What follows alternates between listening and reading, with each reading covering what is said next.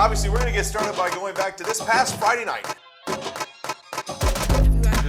we go. This is our play of the week. So talk to us about what we're seeing here. Walk us through it.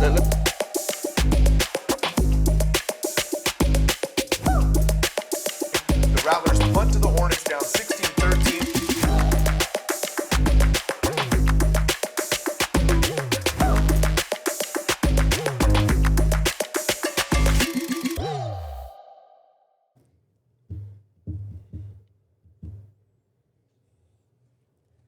Welcome into Rattler Up with Coach Walsh, live from San Marcos High School in the Rattler Broadcast Studios, exclusively on the home for Rattler Nation events, the Rattler Up Network. This is where you've got to watch every week to keep track of all things Rattler Nation. I'm your host, CJ Odom, and with me as always, San Marcos Athletic Director and Head Football Coach John Walsh. Coach, welcome into Rattler Up. Thank you. It's always a fun Rattler Up when we're coming off a victory, right, Coach? Feels good. Especially a big one. Well, that's the big thing for Rattler Up this week. Football season rolls on as we'll take a look at this last Friday's bi-district matchup against the Eagle Pass and look ahead to this week as the Rattlers battle Edinburgh in the area round of the playoffs. And we'll be joined live in studio by Coach Harrelson and the girls basketball team. So, Coach, girls basketball is going to be another exciting season for sure with this team, right? Yeah, absolutely. You know, we're in gold ball season, and it was fun to watch them, collect gold balls last year. So, yeah, it's good to have them in. And we're going to talk to Coach about that, but as a coach yourself, you've done that where you have this incredible year. What is the follow-up like? How do you keep the pressure off or maybe on when you say, hey, we had this historic run? How do you come back and do it all again the following season as a head coach? It's a really good question because, I think it's easier to get there. It's harder to stay up there. Mm-hmm. And they lost a couple seniors, but we got a really good core back, and I think as long as you got good senior leadership or just returning player leadership, you got a chance to sustain. And I got a lot of confidence in these girls. Well, we're going to talk to them here in a little bit, so it's going to be exciting to talk to them. But, Coach, busy time of the year now. We've said it for the last several episodes, but girls basketball, boys basketball, swim, golf, wrestling, and still football, all officially in season.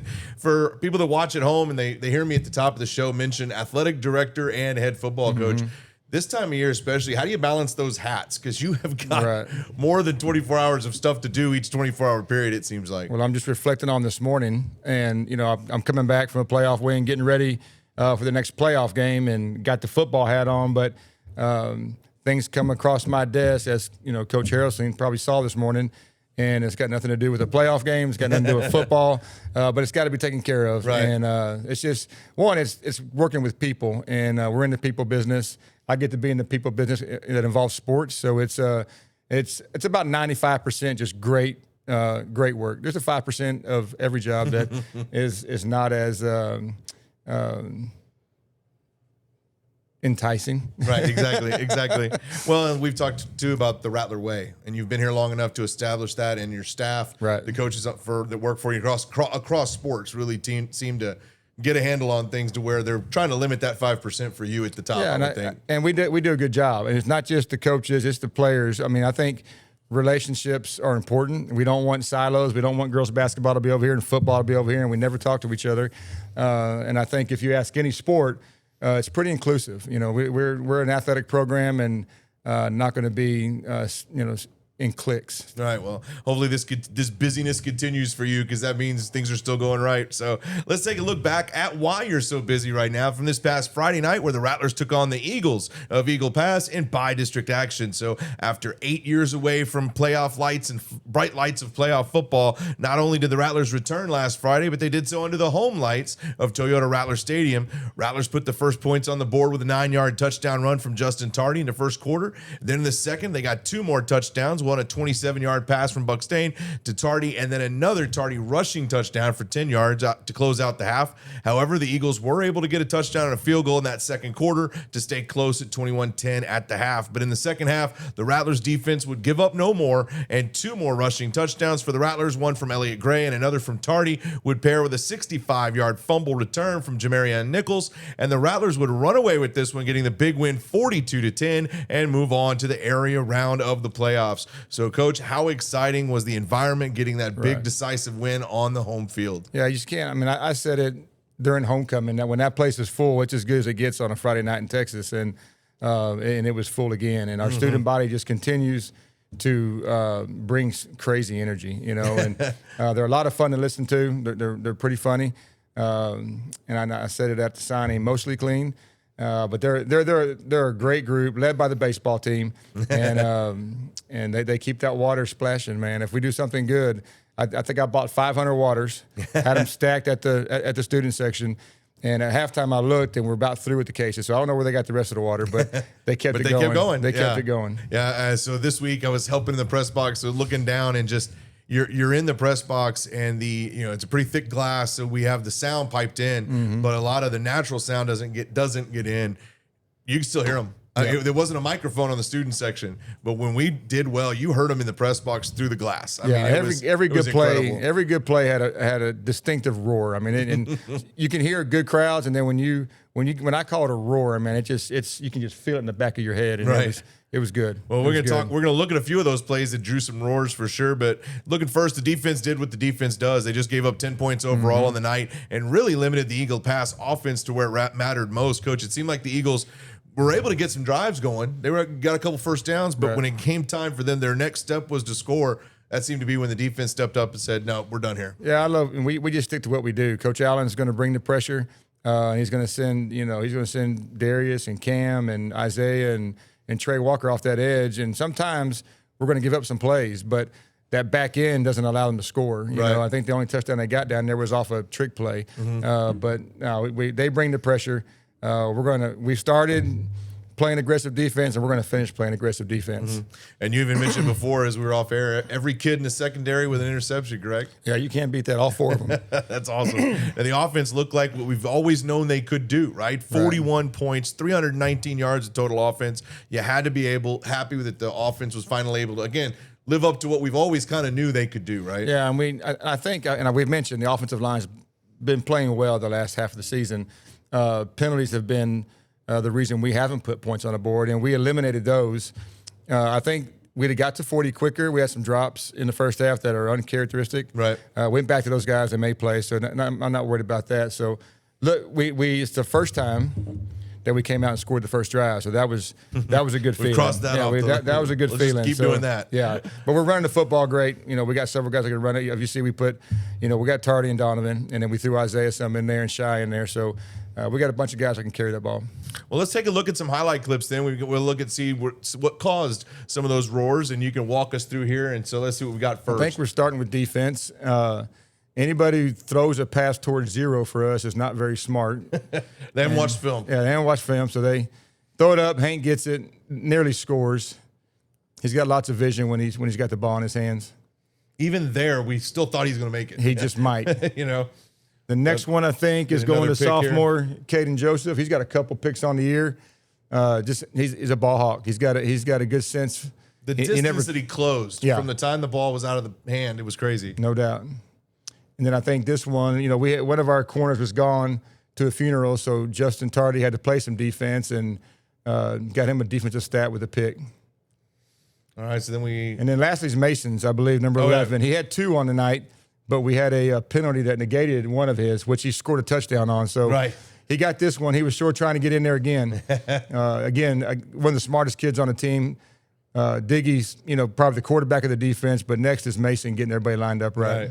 All right, so then here comes the offense doing what the offense was doing all night. Yeah, and and I just watched these clips with Tardy. We don't even block guys, and he still wiggles. he's got good vision, sets up blocks, but he's explosive. Yeah, several times he'll go where you're not expecting him to go, and then it turns out it was exactly where he should have gone. Yeah, he's got good vision, and he can squeeze through a mousetrap. Right, 3 guys there have him stopped at the 5. He says no, touchdown. Yeah, I like that. I just like that vision, right? You see that little jump cuts, a couple of them. And again, you would have thought he'd gone to the hole on the left, but he saw something that told him go right, and he was correct. He's not a 180-pound running back, but he's always a positive yard runner. We did the stats. He's touched the ball 131 times just on handoffs, and he's averaging 8.77 yards a game, so nearly a first down every time we give it to him. That's fantastic. So you talked about penalties were certainly an improvement, just 6 flags thrown on the Rattlers all night long. Well, Coach, so what are some of the things that you do want to see to make sure to improve on ahead of next week? Yeah, when you get this time of year, one, the penalty count and the turnover count have to work in your favor. But you just want to get more efficient at everything you do. If you think you're playing good defense or you think you're running the football good, just get efficient, get better at what you do. And if your better gets better, you got a chance to beat the people later on. Right. Well, we are set for the area playoffs as the Rattlers head to Corpus Christi to take on the Edinburgh Bobcats. That's at 1 o'clock this Saturday, so make sure you make the drive down and watch this team continue their playoff run. So we're going to head to commercial break, but when we return, Coach will be joined live in studio by Coach Harrelson and members of the girls basketball team. All that and more when we return to Rattler Up here on the Rattler Up Network.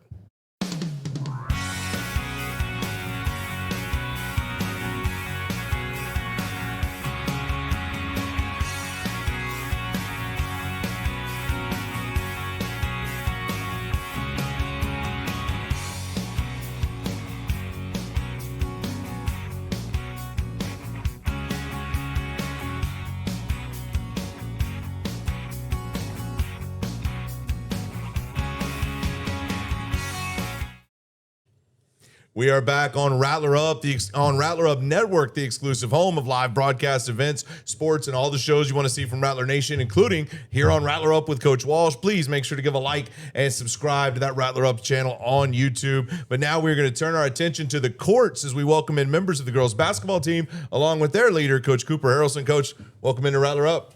Thanks for having me.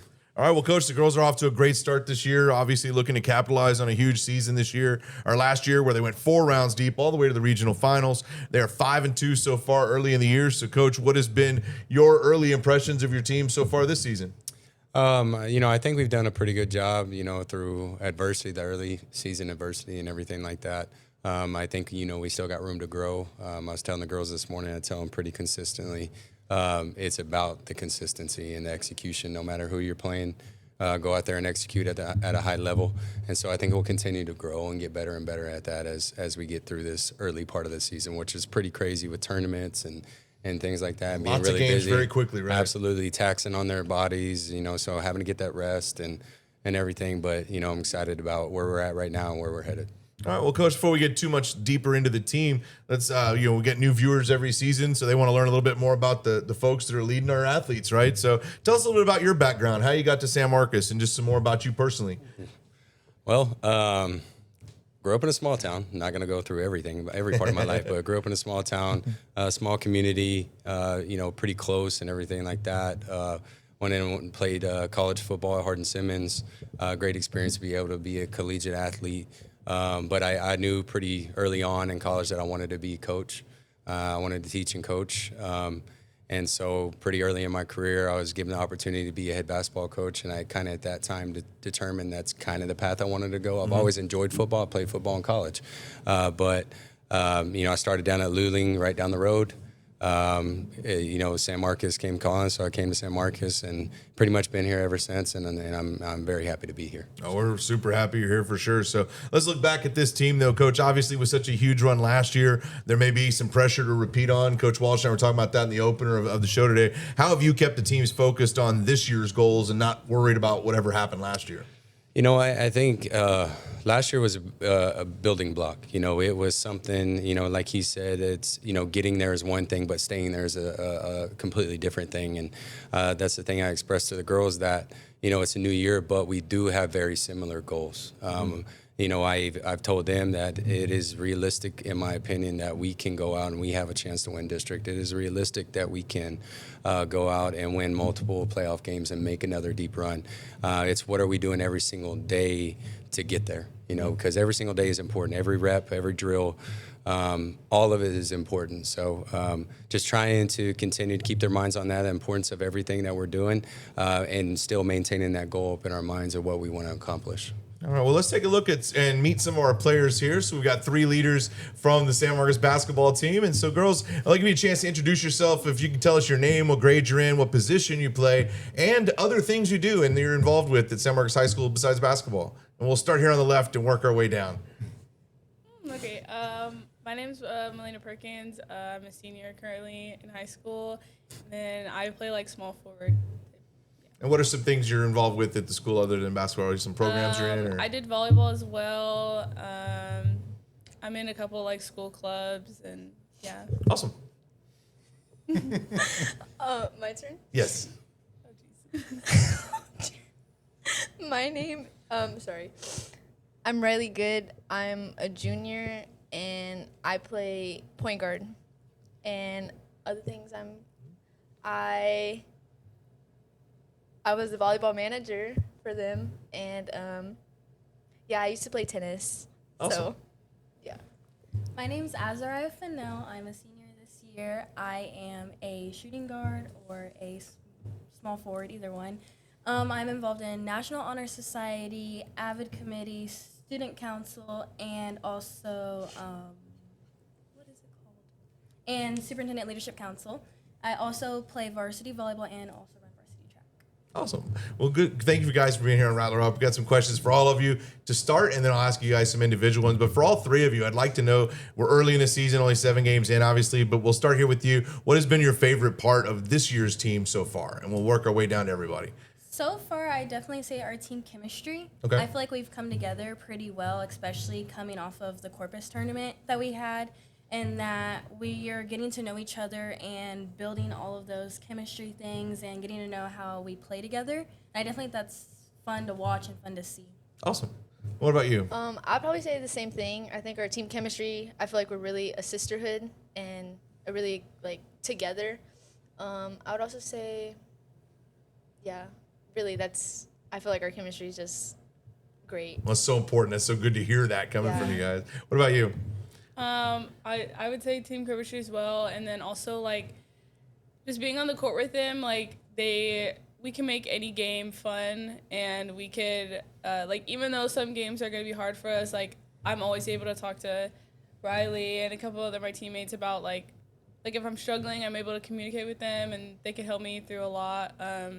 Yeah, just being able to play the game with them is honestly just so fun, and then we also learn a lot from each other because I would say it's the same team but different from last year. I definitely think like there were some changes, but I think this is a great team and I love this team. Awesome. Because Riley, you're a junior, right? Yes, sir. Yeah, so they've played a lot of games. Because she's been on the varsity since a freshman, right? So these 3 girls here have just, like you said, you played 30-something plus games. So they listen to Melanie talk about communication. At this point, they should be able to, fix it on the court without, Coop having to fix it. Well, awesome. So we'll stay down here on the end and ask you, what do you think the team's focus needs to be before district play begins? I think we need to understand who we're gonna play. Studying the game not only like in our practice time and in our film time, but also like just on our own.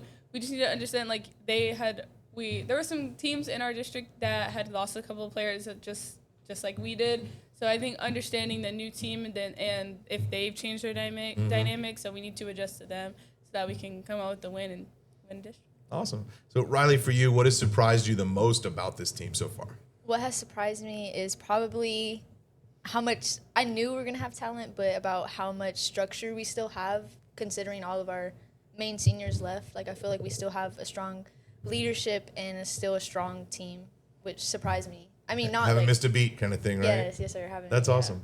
So then for you're all leaders, but you've been a leader on this team for a while, right? How do you set the tone for those younger teammates so that they understand what's expected for this team and as they join in and you get somebody new on the team? Definitely the communication aspect. I'm always asking questions from everybody, like just trying to get feedback from everyone. Like, what did you think of this? Or do you understand what you're doing or what we should be doing in this? So definitely asking questions and getting feedback from Riley and Milena is definitely one of like the bigger things because some things I don't see, I know that they'll see. And so also just like keeping a positive mindset, even though things do get hard, but that's in everything you do. So just keeping a positive mindset, keeping everybody's head on straight, and just slowing down the game whenever things get too quick. Awesome. So for all three of you, what are your goals for this season and for after high school? Some of you closer than others, but talk to us a little bit about what you plan on doing after you graduate as well. So this season and after you graduate. So I'm actually 4 rebounds away from my 500. Awesome. So I'm looking to possibly hit that tomorrow. But for the end of the season, my goal is to probably hit my 1,500 points also. And I want to play collegiate basketball at the next level and go to school out of state and study sonography. Awesome.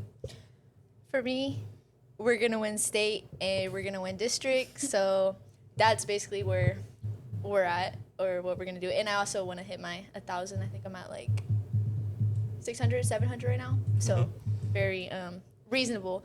And then after high school, I also want to play basketball at the next level, the highest level I possibly can, and probably study accounting.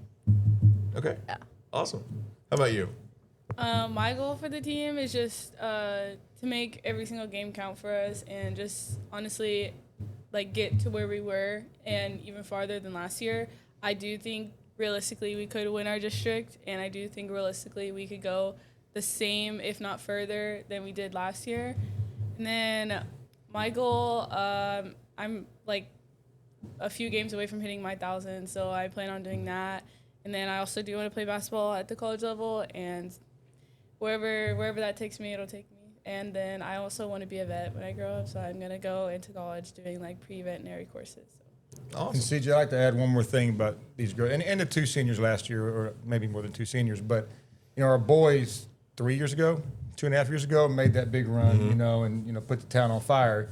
And I know I said it, and I think anybody who knew about our girls, you know, following these girls at Miller, she was at Goodnight, Riley was, but knew that they had the potential, hey, these girls should, expectations, be able to do what the boys did. And so they heard those expectations and they did it, you know, and it's one thing to talk about it, and I hear them talking about their goals, but when I hear them talking about it again this year, I believe them, you know, because they've already owned that expectation. Well, I like we said, set the town on fire. It's that same thing. When you start getting into round 4, when you start getting round 3, round 4, round 5, I mean, you got. Did you girls feel that? Did you girls feel that last year? The community kind of rallying around you. What was that like? Definitely our game against Vandergrift at Bowie. Whenever we filled up our entire home side and then part of the visitor side, just knowing that everybody was coming to watch us play was definitely something big for all of us, and we just wanted to put a show on for the community. Well, you certainly did that. We were all real proud of it. So, Coach, how do you feel about the leadership you've got on this team, these 3 girls and others? How helpful is it for you as a coach when you know you've got veteran leadership like this on the team?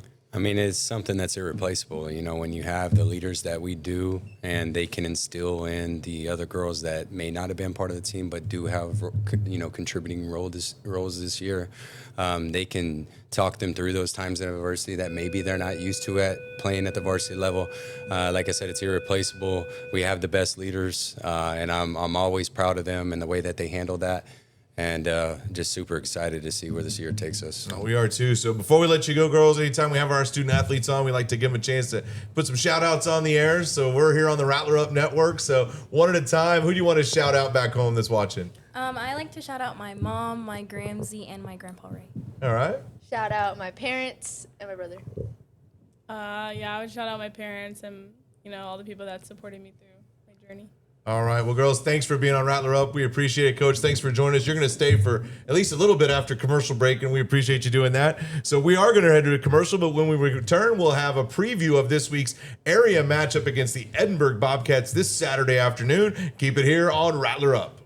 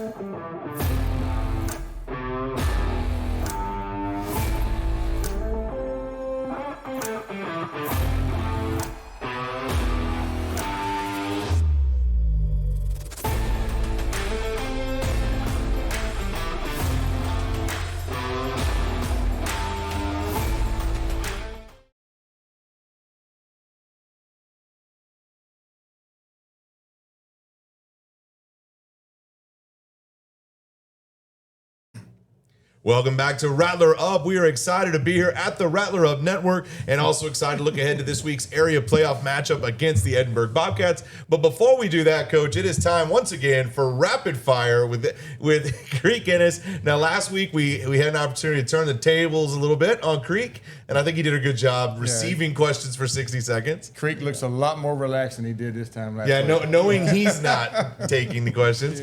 And so a new target, and Coach Harrelson, we appreciate you being on, and we appreciate you having no idea why we asked you to stay after the commercial break. Coach, you're going to have 60 seconds, and Creek is going to just rapid fire questions at you. You got 60 seconds to answer, and you're going to keep in mind that the athletic director is sitting right next to you, and we're on live television. So with those things in mind, 60 seconds on the clock, rapid fire begins now. All right, here we go. Who's your favorite basketball player of all time? Michael Jordan. What pets do you have? I have 2 dogs, a chocolate lab goose and a black lab mix, Jack. What is your favorite movie? Friday Night Lights. Favorite restaurant? Ooh, I have to say like Johnny Carino's. I don't know if y'all heard of that, but it's Italian. What is the best dessert? Best dessert,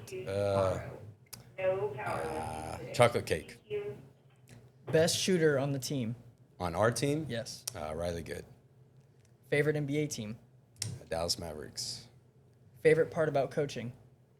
Just the things you get to instill in young athletes that help them outside of sports, just with life. Favorite song? Oh, man, that's a tough one. Anything by George Strait. Favorite color? Blue. Baby blue, to be exact. Favorite moment of your coaching career? Well, that one's pretty easy. Winning a regional semifinal last year was pretty special. So. All right, 60 seconds is up, Coach. That was great. No better way to get to know you than those rapid fire questions. Creek, thanks for another rapid fire episode. Yes, sir. We'll be back again in our next episode with that. So thank you guys for joining us. Coach, how did he do? He did good. It was pretty solid. George Strait's a good answer. That is a good answer. And baby blue. I like that addition. Yeah.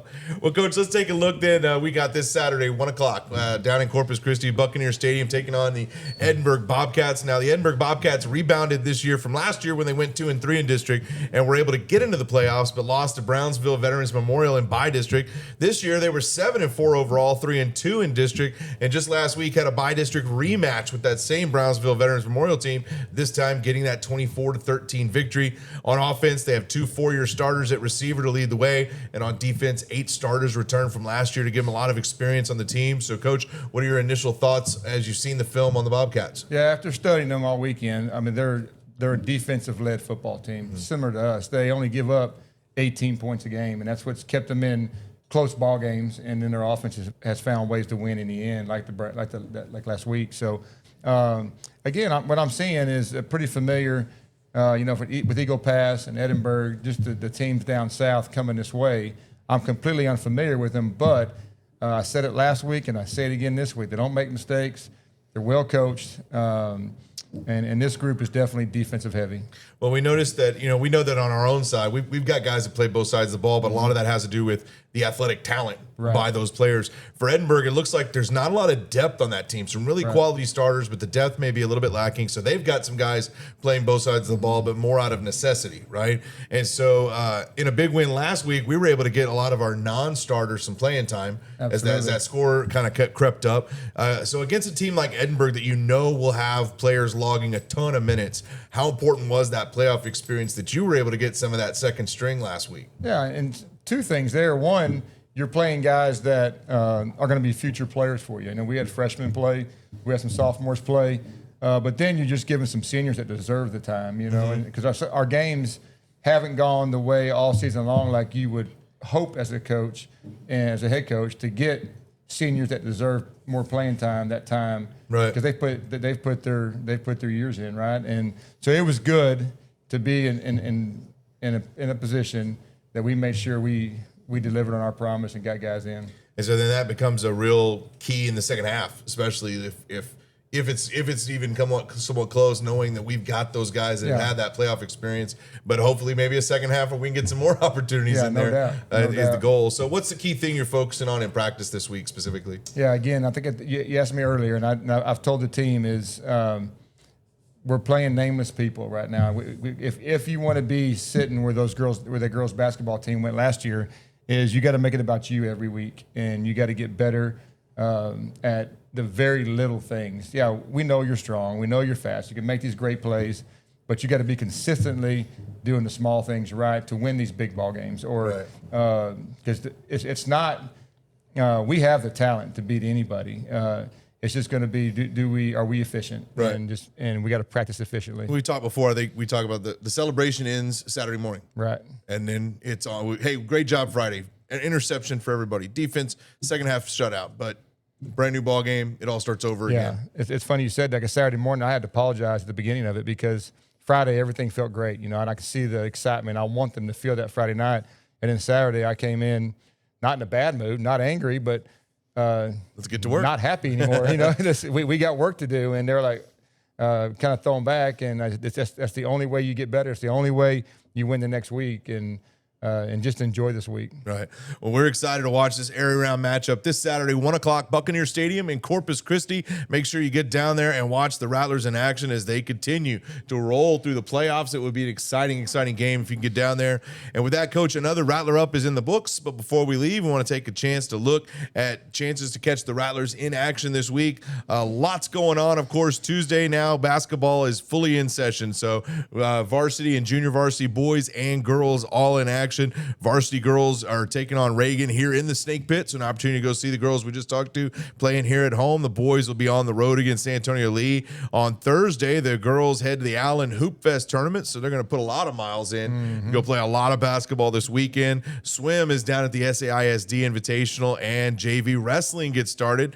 Varsity wrestling gets started Friday at the Delco Center. Basketball continues with the boys and the girls into the weekend with some different playoffs and tournament games.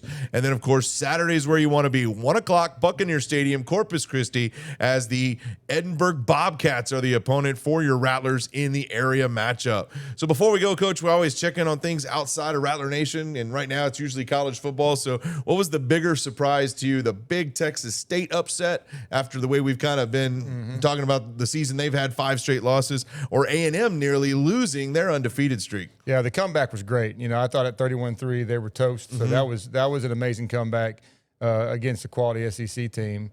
Not surprised Texas State bounced back.